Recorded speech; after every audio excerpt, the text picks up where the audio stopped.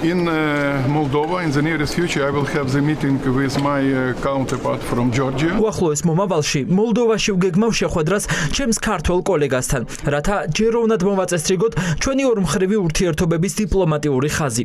ჩვენი საზოგადოება, ხალხები ამას იმსახურებენ. დრო და ადგილი ცნობილია. უკრაინელი დიპლომატი ქართველ კოლეგას კიშინიოვში სავარაუდოდ კვირის ბოლოს შეხვდება. 14-15 მაისს მოლდოვაში ევროსაბჭოს მინისტრთა კომიტეტის სხდომაა დაგეგმილი.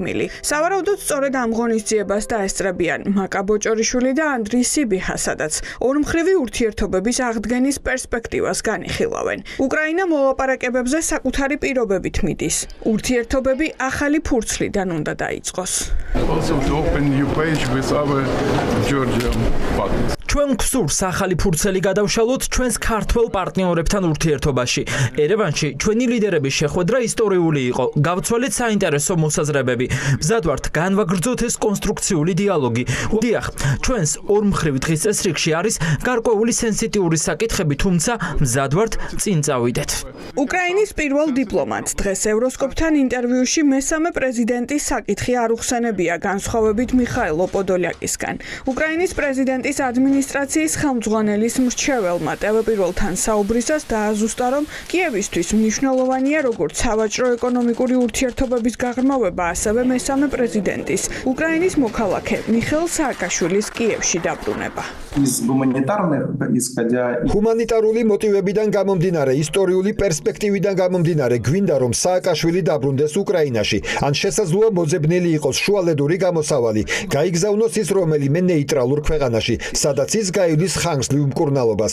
ეს ჩვენთვის მნიშვნელოვანია, რადგან სააკაშვილი არის უკრაინის მოქალაქე. მისი პატიმრობა არ არის საქართველოს პრობლემა, ეს არის რუსეთის ფედერაციის პრობლემა. რისთვის არის მზად თბილისი და რა საკითხებზე მიდის მოლაპარაკებები კიევთან? საგარეო საქმეთა სამინისტრო დამატებით განმარტებებს არ აკეთებს. ოცნების დეპუტატები კი მხოლოდ ზოგადი განცხადებები შემოიფარგლებიან. სააკაშვილზე დასმული კითხვის პასუხად კი არ გამორიცხავენ, რომ განხილვის ერთ-ერთი საკითხი მესამე პრეზიდენტის ბედიც იყოს. ჩვენ მომავლისკენ ვიყურებით ბუნებრივია, მომავალი არის ის საითქენაც უნდა ვიაროთ, ამიტომაც თუ კი კარგია ერთი მხრივ, თუ კი უკრაინის დღევანდელი ხელისუფლება გაიაზრებს კარგად იმ ჩადენილ მათ მხრიდან გადაცდომებს, რაც შეეხება სააკაშვილის და სხვა რაღაც კონკრეტულ თემებს, მე ამას ბუნებრივია პასუხს ვერ გაგცემ და არ გაგცემ ერთის გარდა.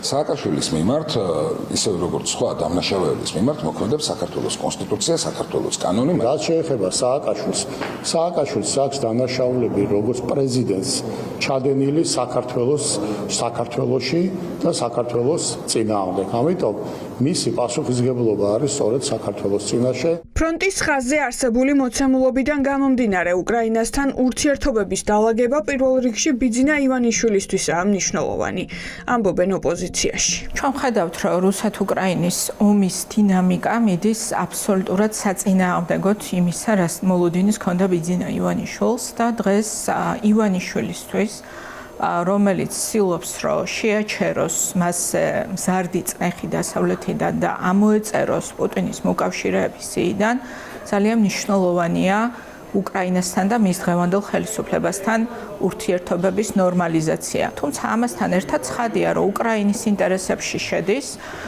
რომ განახორციელოს და განავითაროს ის პროექტები შავი ზღვის რეგიონში, რომელიც უკავშირდება ასე ვთქვათ, უკეთეს სატრანზიტო შესაძლებლობებს. მართალი გითხრათ, მე არ ვიცი შინაარსი ამ საუბრების და საქართველოს ხელისუფლება ამ განმარტებებს არ აკეთებს.